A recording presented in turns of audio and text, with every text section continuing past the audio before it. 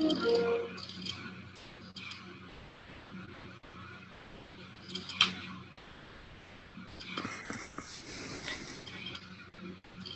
good morning, everybody. I'm glad that you're here with us for the second session of the ESOL webinar series on program guidance. I'm glad that you're here today. I know it's a busy week with the ESOL, with the ALPA 21 going on, and I do appreciate you taking time to be here today.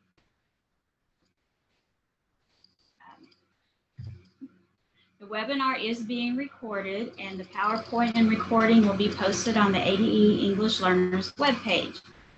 If you have not checked that out yet, as of this morning, the recording and PowerPoint were both on there. We're still trying to clean it up a little bit so it's easier to use.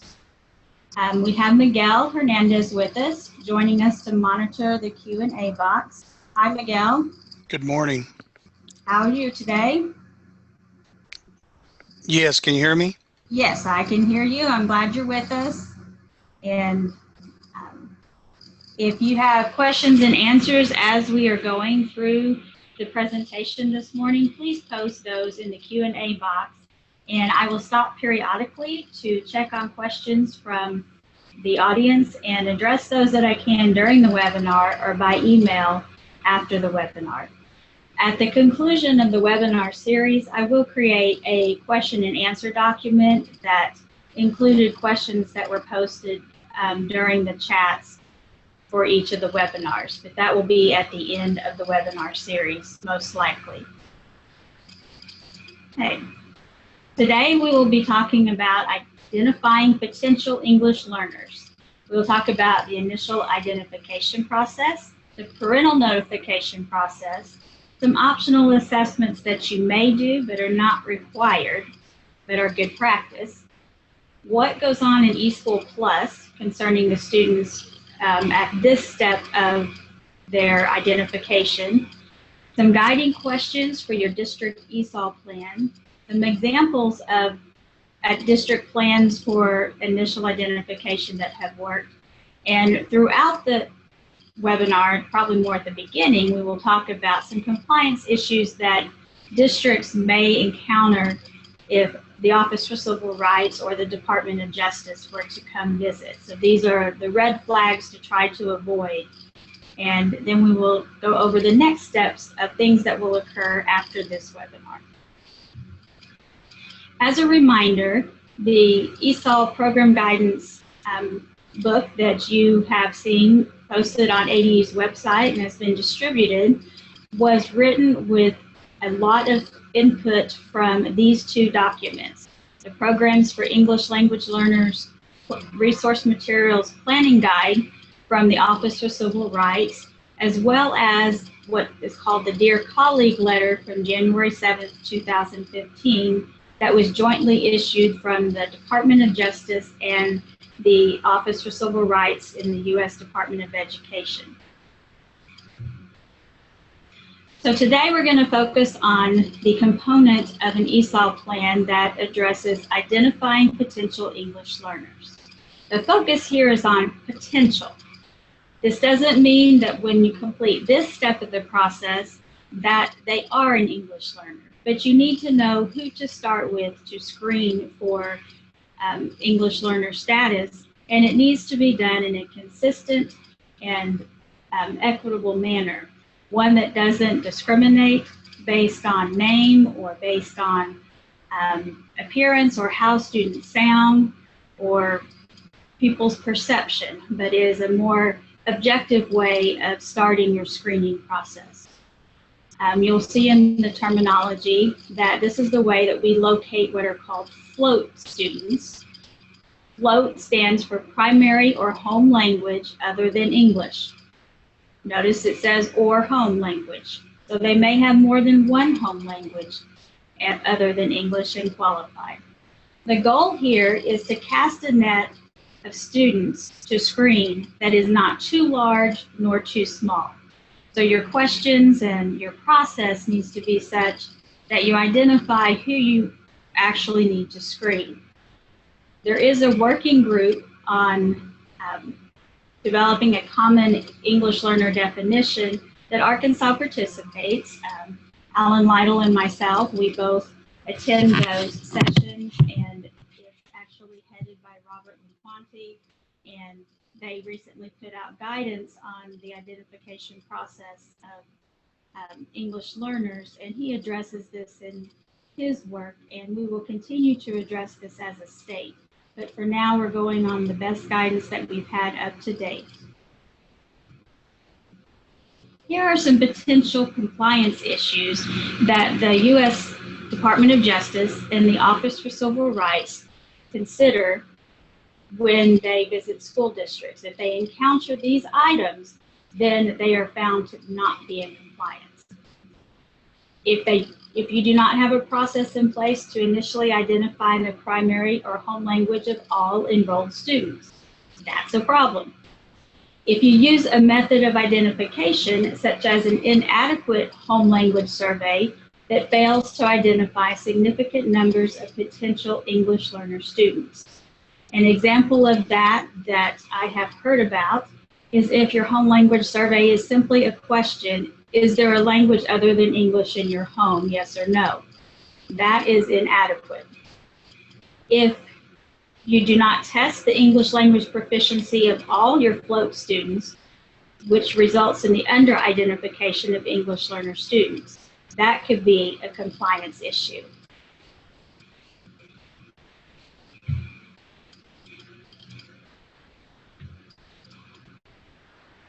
Okay. They also consider a compliance issue, and sorry here if my numbering is off, but if you delay the assessment of incoming float students in a manner that results in a denial of language assistance services.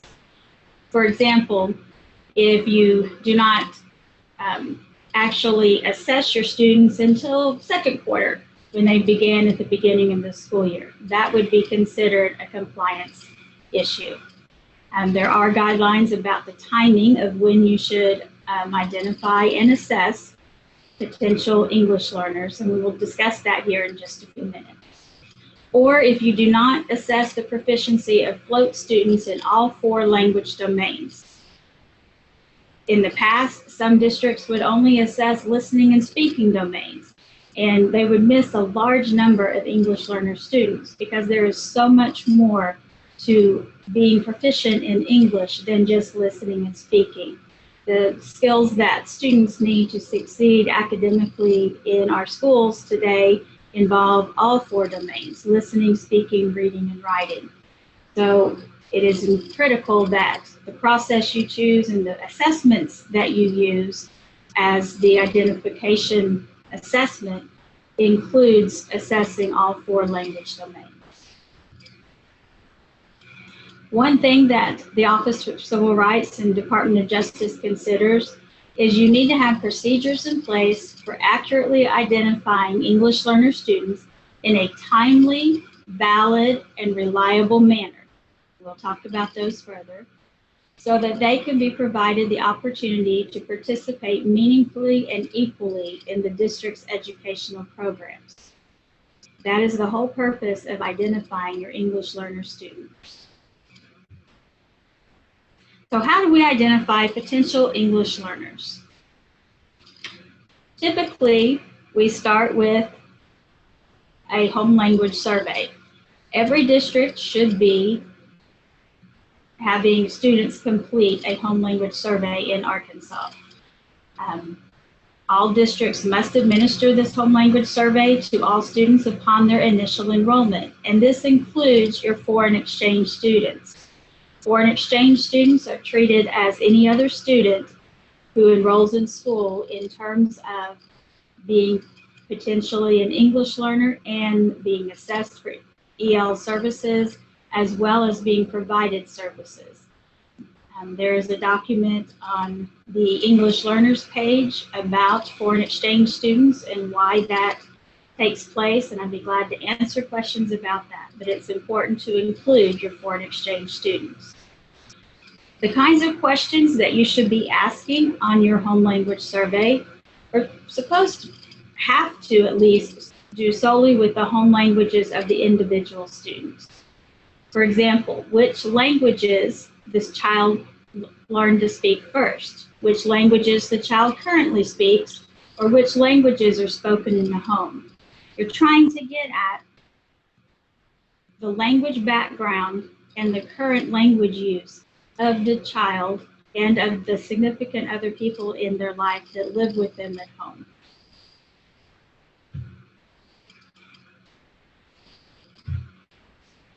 If on your home language survey there's any response other than English, the student qualifies for initial program assessment. Whatever language other than English is listed on the home language survey must be listed in eSchool as the student language. It may include questions on the home language survey to determine if parents are limited English proficient. The reason I say this may be included is you may gather this at initial enrollment, but it's also important to gather this information each year on students, on their parents, to determine what language you need to communicate with the parents. Some questions that you can ask are, do you wish to receive communications in a language other than English? If so, please specify. You may ask about written versus oral communications. The language of the preferred communication should be recorded in eSchool for each parent guardian as the guardian language. Okay.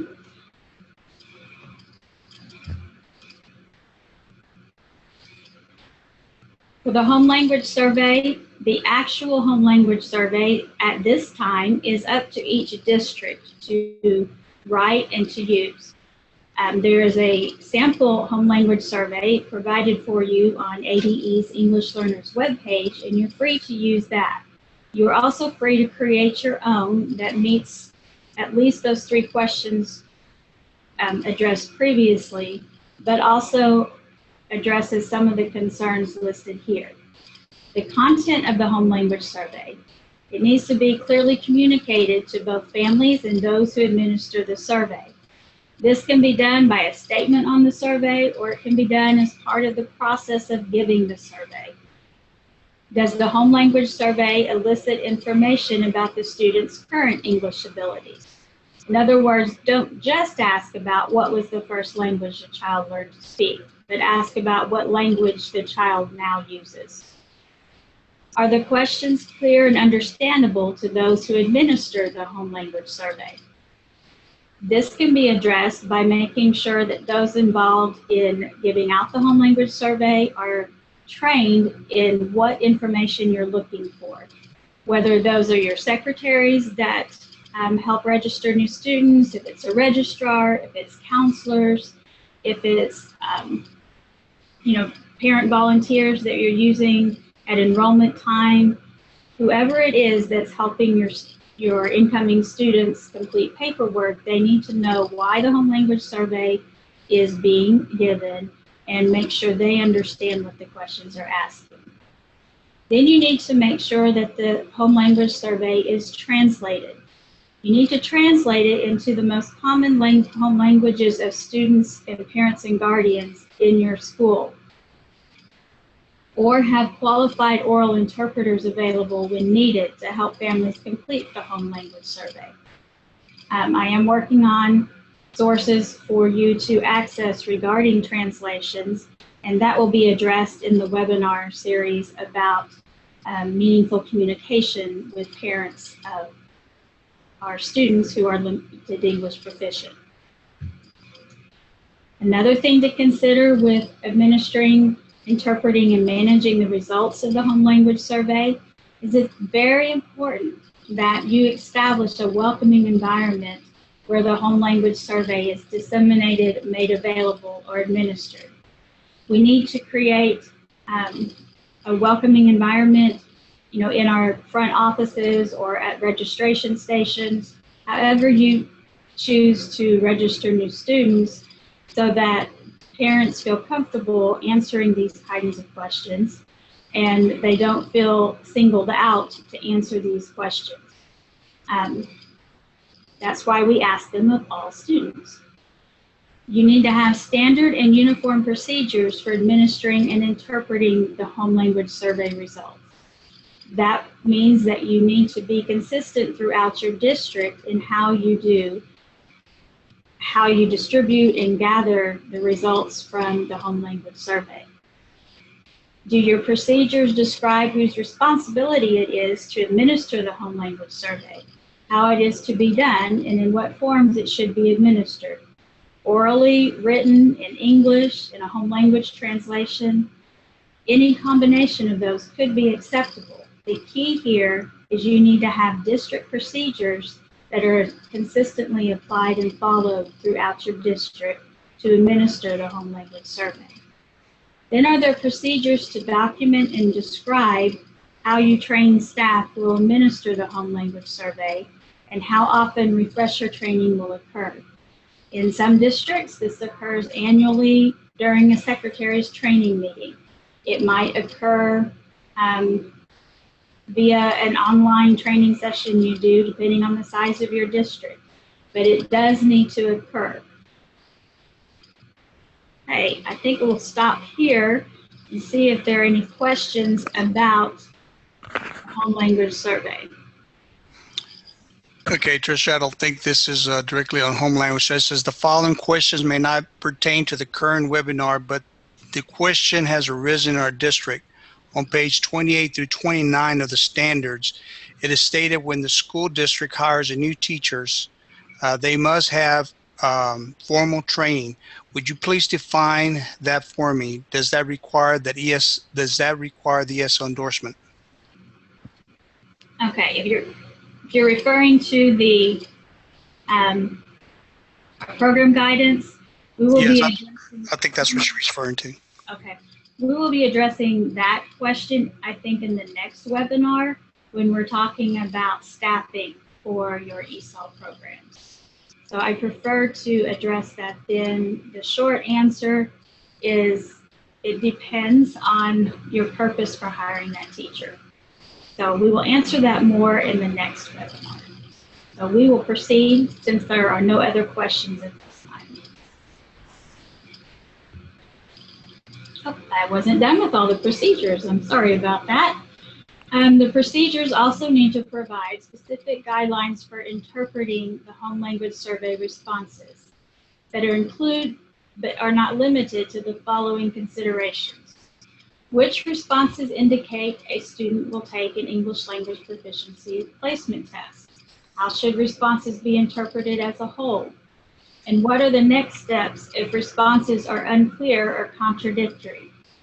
An example there is, and I mentioned this in the program guidance booklet in the section on home language surveys, occasionally people will answer your home language survey with a language other than English because the family is learning French to go on a vacation next year to France, and they want to be able to order off of a menu in French. So they're practicing French together. So they put on the home language survey that another language spoken at home is French.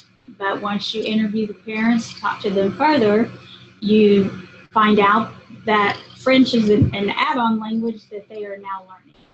That student does not need to be assessed with English language proficiency test, and you don't even need to put French as their language on eSchool. Other examples, if you have a high school student who enrolls and they were adopted perhaps from another country and they were only in their home country as an infant only, not during the toddler and preschool years, but an infant. And then they were adopted into an English-only home and spoke English since then and really have absolutely no recollection of that first language. And that would be a student you would not need to assess. Another one would be if a family's living here and they're English only speaking, and then they have some parents or some relatives or some guests, a refugee family joined them, but some people join their family who speak something other than English as well. If that is a recent addition to their family, then you do not need to assess them for English language proficiency. However, if the grandparents or extended family have been in the home since the child's birth and have regularly been interacting with the child, then that child does need to be assessed for English language proficiency.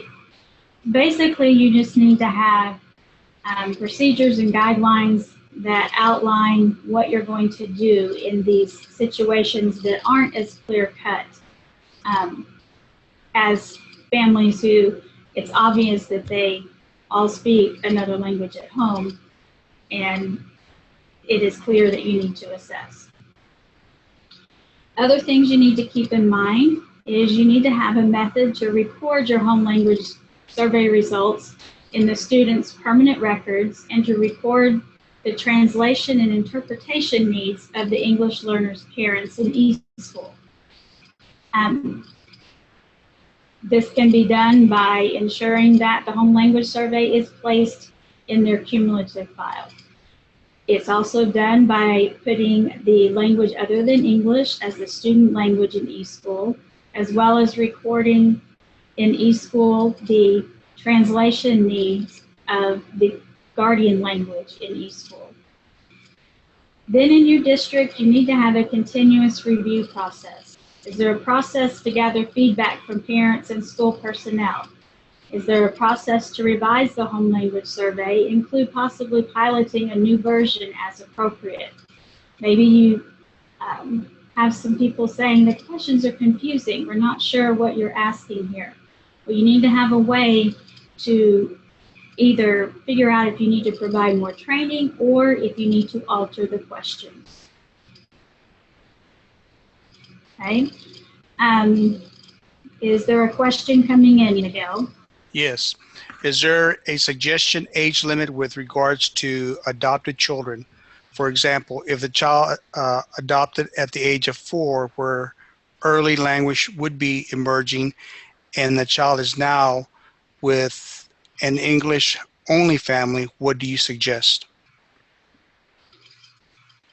If they were adopted at the age of 4, I would suggest that they are screened for English language proficiency. There is not a hard and fast age limit. If they have been learning to speak their first language, then it's not English, and then they move in with another family, they do need to be assessed because they are entering kindergarten, or they entered kindergarten, let's say they're a 3rd grader, and this situation happened. They entered there with only perhaps a year of English exposure versus 5 years of English exposure for most kindergartners. So those students would need to be screened for English proficiency. And if you're ever in doubt about a particular situation, feel free to email or call me about that, and I will try to provide more guidance. And as the state moves forward with some of the requirements in ESSA, the newly adopted Every Student Succeeds Act, one of the items in that is that we have consistent identification and exiting procedures in the state, and we may be addressing that further as part of that process. Okay, so we're going to go on. Thanks, Miguel. You're welcome. Here is a sample home language survey that is, and this is the one provided on the ADE webpage. Notice that place of birth is included on here. This can help you identify students who potentially are immigrant students. Then as well, there are the questions that are common, and there's many ways to word these, but what was or were the first languages the student learned to speak? What languages are spoken in the home? What languages are spoken or understood by the child? And what languages are spoken or understood by adults in the home? Those are 4 questions, not 3. You're not limited to 3 questions. Sometimes districts choose to expand them a little bit to make sure that you're getting at the language that's used at home. Question 5 is one that you do need to ask regularly of your parents, not just upon initial enrollment, but you do not do this home language survey every year. So you also need another procedure to gather or verify what written language and or spoken language that parents prefer school communications in. Then notice on the bottom of the form, and districts do this different ways, but you might have directions on here for those in the district about what to do with the information on this form. This form could have also included something on here to the parents and guardians about the purpose of the form. That would be a good addition to this form. Hey, there's another way to identify potential English learners, and that is by teacher referral. Sometimes the home language survey, the family comes in and they, for various reasons, may put that they are English only. They answer English to everything, or they answer Inglés or Anglais. Anything that's, it indicates English, but sometimes their responses you may wonder because they put Inglés, if that was really English. But that by itself may not be enough. Some students may need to be identified as potentially eligible for ESOL services. Native American students, or in cases where students and parents are observed using another language regularly. So for example, you find out at parent-teacher conference time that the parent needs an interpreter. Well, that would be a student that you do need to screen. Or at parent-teacher conference time, the students there and the parents there, and you're visiting with them, and the parent turns to the student and starts visiting with them in their native language or their language other than English. That is a sign that they are a potential English learner. Other ways that this has been identified is when students are at recess or at lunch or in the hallways and regularly interacting in a language other than English, particularly when it's natural and it's not as if some students are trying to learn another language from their peers, which I'd highly encourage. You don't want to screen those students. But if that is the way they choose to communicate naturally with their peers, then that's a sign that they are a potential English learner. The main key here is you need to document why you assess. So you may complete a referral form that highlights and provides evidence of the student's linguistic needs, as well as evidence of the observed language use. Then your ESOL staff can review the referral and may make a determination to have the student assessed for initial placement. In these cases, a notation on the home language survey explaining the reasons the student is screened for placement in an ESOL program is good practice and always helpful for you when it comes to any questions that may come up later about why you assess this student. Here is a sample English learner referral form. I will be adding this to the ADE website as well as to the appendix in the ESOL program guidance document. And notice on here, this form is saying that a school personnel member must have observed a language besides English being used by a member of the student's household or by the student, either orally or in print. In print brings up another thing. They send notes to the school in a language other than English. That can be a clue that the student needs to be screened for English language proficiency. So this is just some ideas of what could be gathered here, whether it was staff observations or parental contact, or why, but you need to document why you are screening a student whose home language survey had all English.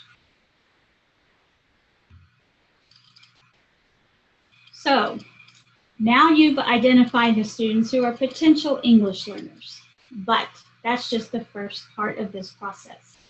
You then need to identify which of these students are English learners and which are not. A key to this process is that it needs to be timely, valid, and reliable. The timely piece, law now requires that this occurs within 30 days of school beginning or within 2 weeks if they are enrolled throughout the school year. This includes parent notification of the results of your identification assessment. So you can't wait until the end of the 2 weeks and then assess the student and then a week or two later notify the parent. This is inclusive of the parent notification process. It has to be a valid way of identifying students. One thing that is required is you have to use an approved English language proficiency test. As of right now, the currently approved English language proficiency tests for screeners are the LOS or loss links, the MAC2, and the TELPA. The TELPA was the screening instrument associated with the ELDA assessment. Pretty soon we will have access to another assessment, the ELPA 21 screener. It is scheduled to be available in August, and we will keep you posted as to the expectations and guidelines surrounding that screener as it becomes available. We don't have all those details at this time.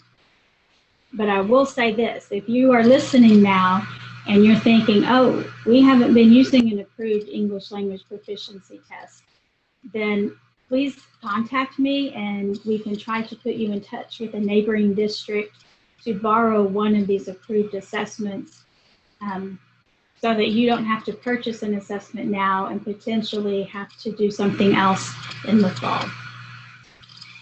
And then another piece is that your initial identification process needs to be reliable. In order to be reliable, you need to be training your test administrators. Anyone involved in this process should be accurately trained, and you should be administering your proficiency test according to the test developers' guidelines. They were developed with those guidelines for a purpose.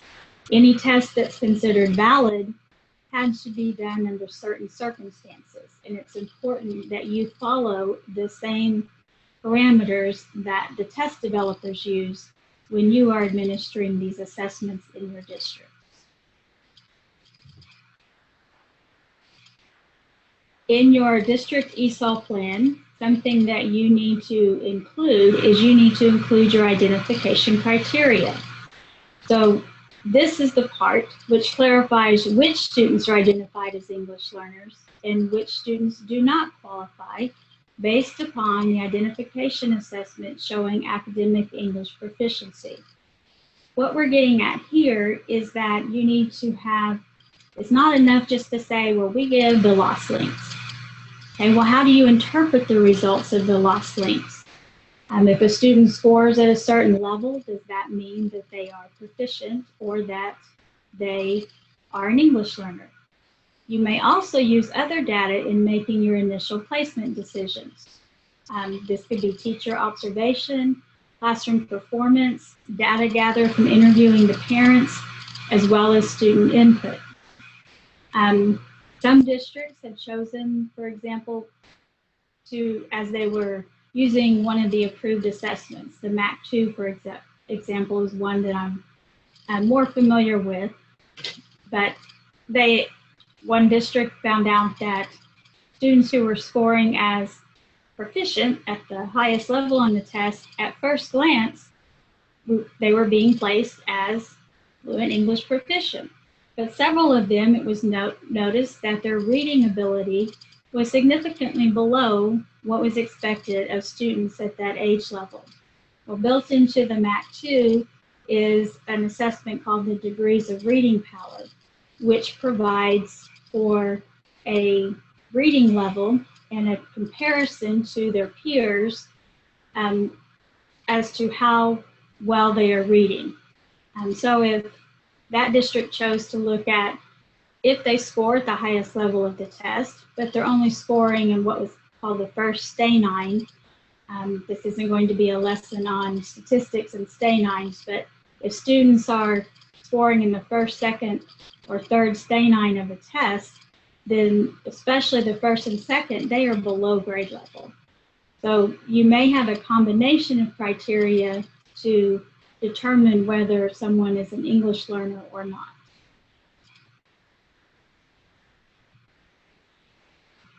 In addition to determining whether a student is an English learner or not, you will have some students who initially place as fluent English proficient. These students should be monitored for 2 years. Students who transfer into a district and have been identified as fluent English proficient before they even get to you, you need to examine their school records to see if they maintain that exit criteria for at least 2 years. In other words, you're kind of doing retroactive monitoring to make sure that during that first 2 years they were maintaining the performance you would expect of students recently identified as fluent English proficient. If they have not maintained exit criteria for at least 2 years, they may be reclassified as an English learner and/or have their English language proficiency assessment updated. The process for monitoring fluent English proficient students will be covered in our last session on April 21st.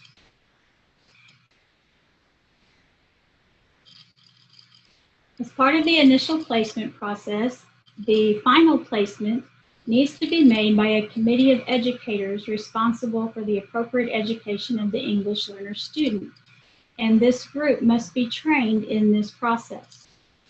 In Arkansas, this is typically referred to as the Language Placement and Assessment Committee, or the LPAC. A committee of this type should consist of at least 3 people from the following list: a building administrator and an ESOL certified staff. That is what is required. Then a third person who works with this child should be on the committee as well: a counselor, a classroom teacher, or if they're in special education, perhaps their special education teacher. Okay, before we go on to parental notification, I want to see if there are any other questions that have come in. Miguel, are there any other questions? Yes. Are you going to provide us with the language proficiency descriptors and specifications for ELPA 21? What would the timeline be for the release of that data? Oregon has information currently available. Can we anticipate something similar, and has website? Okay. We will look into that, and I will answer that shortly. The English language proficiency standards are currently released, and the language proficiency descriptors are pulled from those standards. We currently have those on our website and will be further trained this summer. I am working with a company that helped Oregon actually train their state in the rollout of the English language proficiency standards for some similar training this summer. I will take a look at that website and get back with you all either in a future webinar or by an email in response to that. Okay, is there another question? Yes, Tricia. Are districts allowed to set higher criteria by requiring a counselor for the LPAC? Absolutely. The more people who can be involved in the LPAC, the more inclusive that committee could be, the more it's a good way to inform all those involved with working with the student.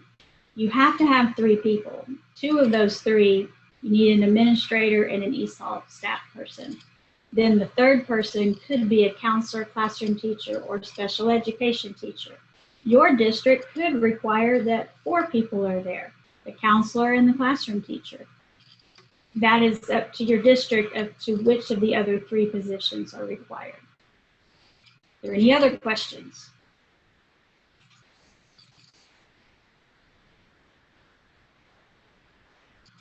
Are there any other questions, Miguel? Sorry, I had my mute on. Yes, what happens when a student is not placed, but after a year, or the teacher realizes a language issue and brings it to the attention of the ESL department? Okay, as soon as you realize as a district that a student potentially needs to be assessed, you just need to document that need and why you believe that needs to occur and proceed with the English proficiency assessment. Okay, another question is, what is your campus, I guess is what if your campus does not have an ESOL certified person? To make these kinds of decisions, you need to really consider having it an ESOL certified staff. You could visit with me about what that situation is offline if you would like. Part of that is it needs to be somebody who is well trained in the needs of English learners and is familiar with what programming can be offered for these students. Part of the identification is not just determining whether they're an English learner or not an English learner, but also perhaps the level of English learner that they are and the appropriate services that your district will provide. Here's another question. The student was assessed by MAC2 but was not placed. Other things determine he actually needs the help after a year. In that case, can we reconsider placement? Yes, you may reconsider placement. This sounds like it may be an example of when you may have initially placed a student as fluent English proficient based on the results of the MAC2, and you should be monitoring their progress for the first 2 years. And if at any time during the first 2 years you find reason to believe that they actually need help in language based on the work that they're doing in the classroom, then you can reclassify them as an English learner at that time. That's why it's important that you monitor all fluent English proficient students the first 2 years that they are FEP. Okay, are there any others? Are we ready to go? There's no more questions. Ready to go. Oh, here's another one.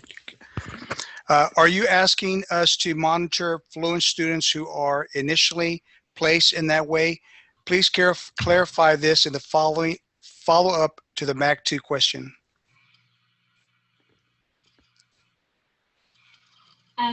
Yes, I am asking that students who are initially placed as fluent English proficient are monitored for the first 2 years that they are fluent English proficient, regardless of which initial assessment you use.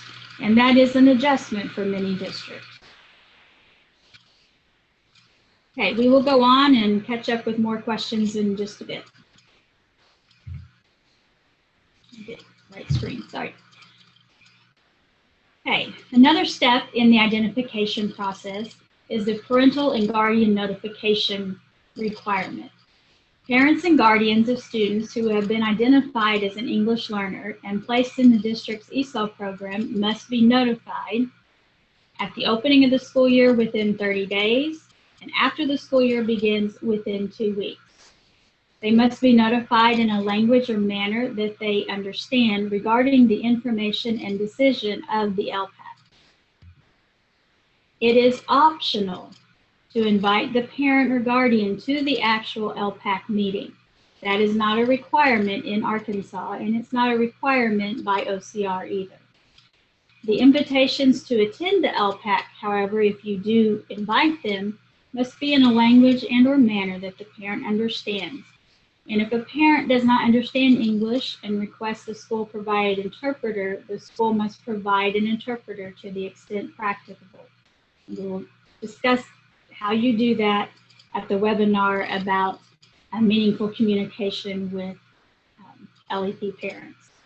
The notification letters must be dated and signed by district or school personnel.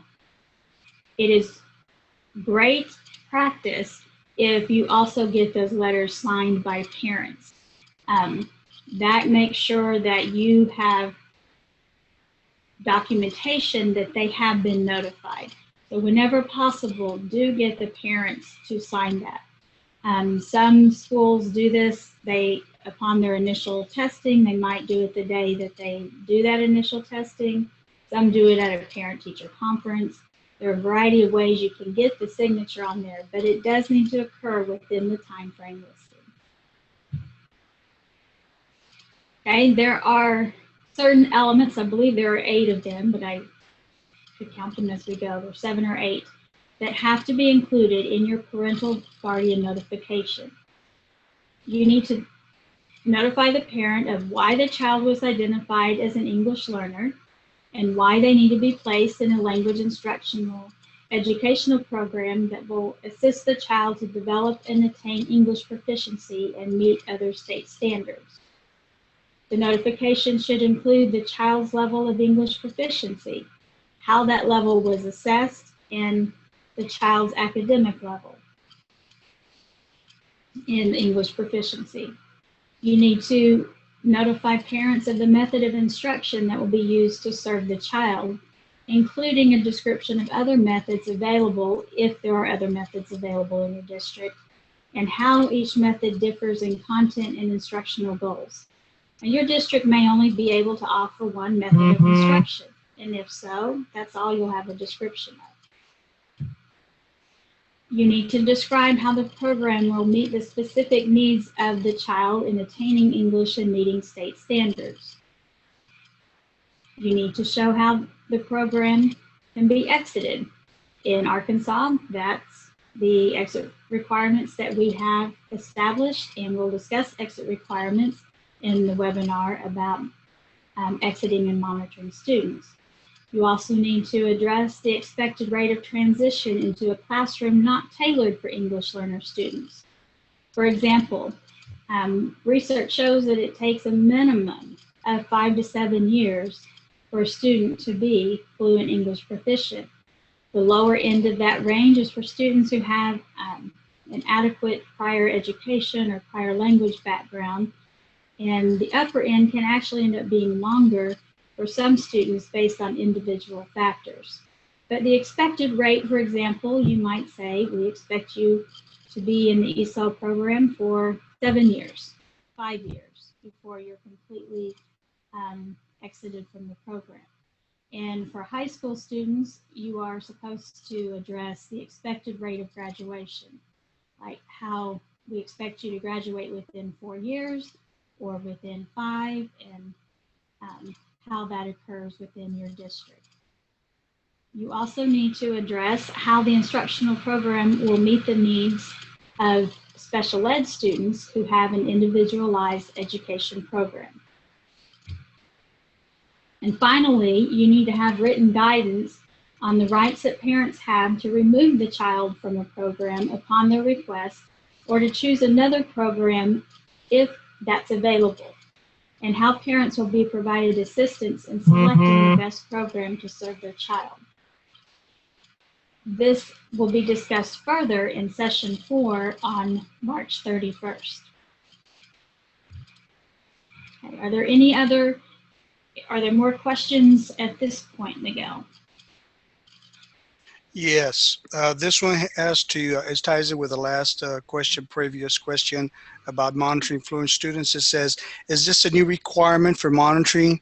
Is this addressed under the law or in the ADA manual? It should be in the ADE manual, but I will verify that and clarify it. It has always been expected, but not always been done. Okay, the next question, does the parent have to request an interpreter, or are we obligated to provide one, especially if the parent has already indicated their language preference and it is recorded in the eSchool? What is the legal standard? Okay, the parent does not have to request an interpreter. You're obligated to provide one if you have knowledge of the need of one. The next question, we have some children that are from the Pacific Islands. We cannot find an interpreter. We attempt to use family members to help ensure that the parents understand what the school is doing. Is that appropriate? You're doing the best you can at the moment, and we will address that situation further when we do the training on communicating with parents of LEP students. Okay, and the last question is, when you identify a child's academic level and English proficiency level that we're communicating to the parents, what would you like for us to provide parents with the incoming kindergarten students from whom we're assessing during the first 30 days of school? Do you mean anecdotal, Pacific additional assessments, or what? Okay, the academic level is really meant to be referring to the academic English proficiency level. You need to be communicating to parents regarding their English proficiency level in terms of academic English proficiency. So basically, you need to provide the parents with the results at a minimum of an English language proficiency test that provides that information. Okay, we will go on. We're running out of time, so let's see. These are great questions. So, some optional assessments that you may do, that this just helps your district know more information about the background of your students. There's a basic math assessment that you can give to students in grades 2 through 12 called the Entry Assessment Mathematics Evaluation. It is free, and it's administered to determine the math level that a student is entering your district. It only goes really up to grade 8 as far as math ability, and it is a very basic math assessment. There are 40 languages available, and if you would like more information about this, you can email me and I can send that assessment to you. I am working on a way to make that available to everyone, but I don't want to just put an assessment out on the ADE website. So as soon as I can figure out a secure way to send that to you, I will. But in the meantime, please email me and I will get that email to you. I now have all the files so that I can do that. Another thing you may consider doing is administering a native language assessment. Many schools offer native language literacy classes, especially at the secondary level. So this can help you determine if placement in one of those courses is appropriate. It can also just be good information for you to have to find out if your student is literate in their first language, because students who are not literate or limited literate in their first language have additional learning needs than those who begin English instruction after becoming fully proficient in another language. So this can be used to help inform the ESOL instruction you provide. Some examples of Spanish language proficiency tests are listed here.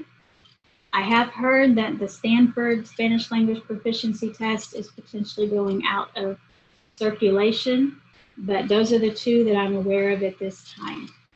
I will look for some others to see what's available.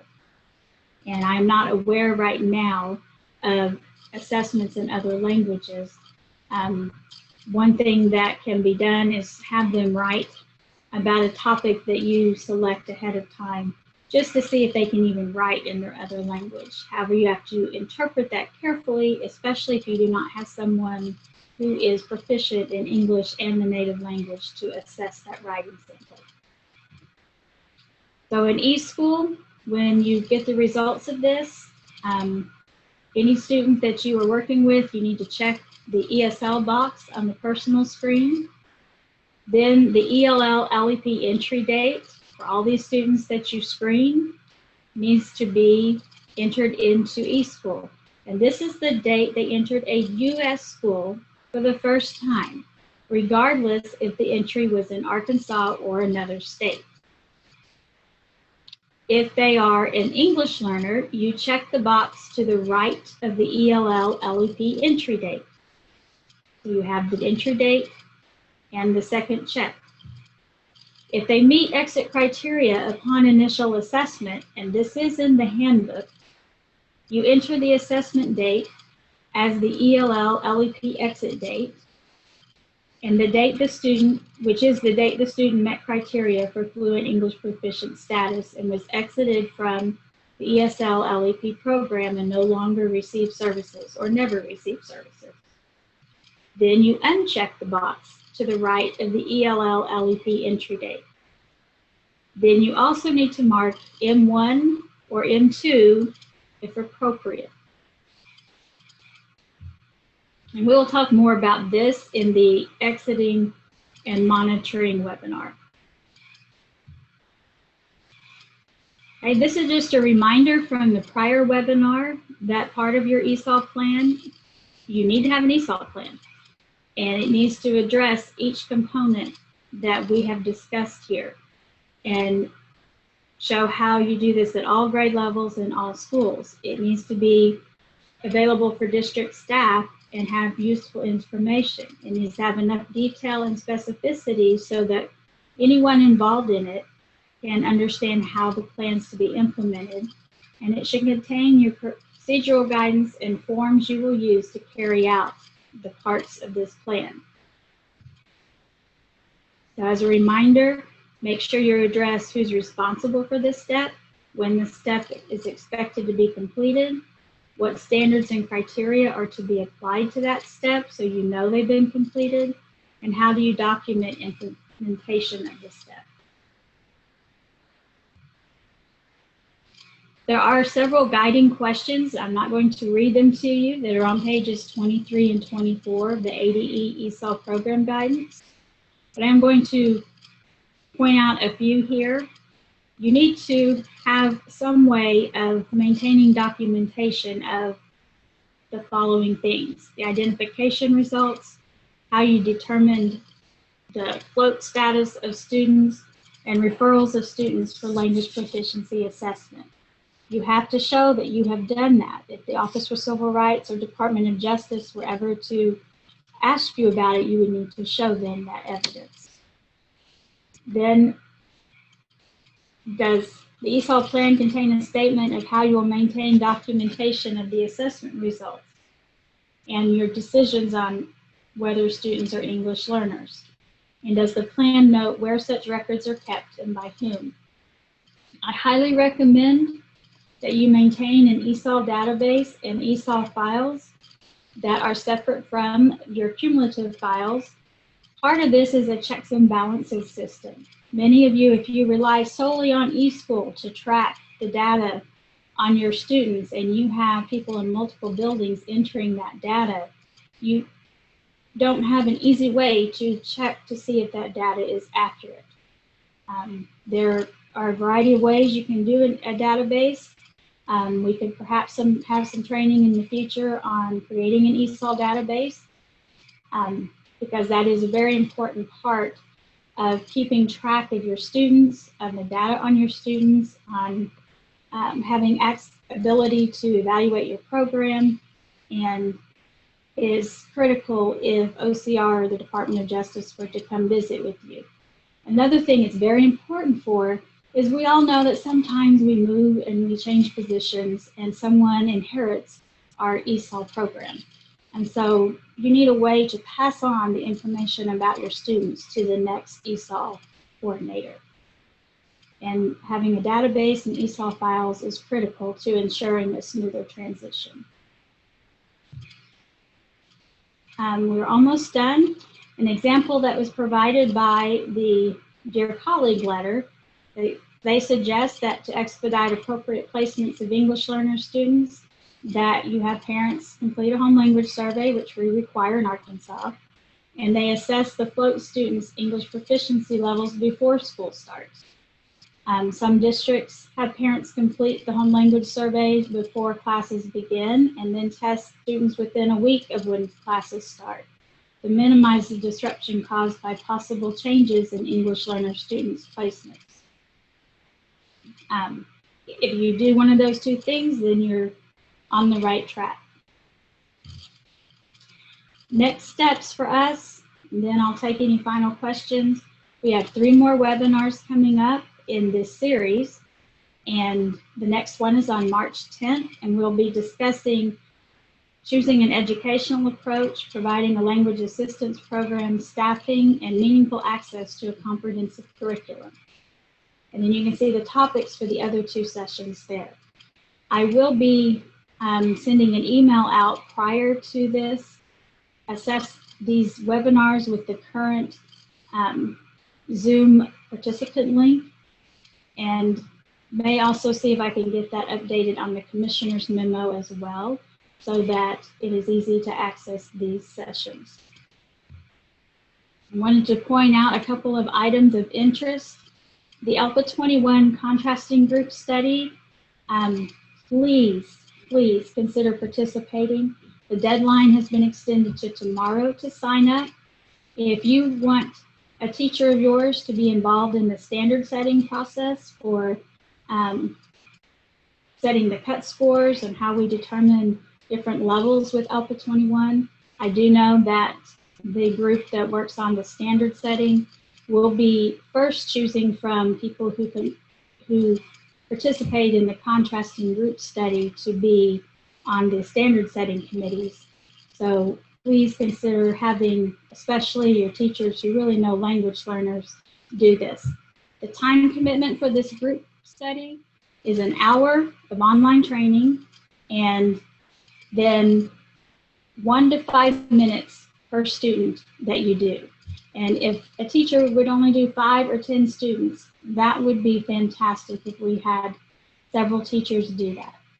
I sent an announcement out yesterday about the 2016 ESL Graduate Academy, and a commissioner's memo is forthcoming with that announcement as well. And then I will be sending you information, but I wanted you to have a date holder, about an EL Achieve Symposium. That's English Learner Achieve. They provide 2 different trainings, one in English language development and one in constructing meaning.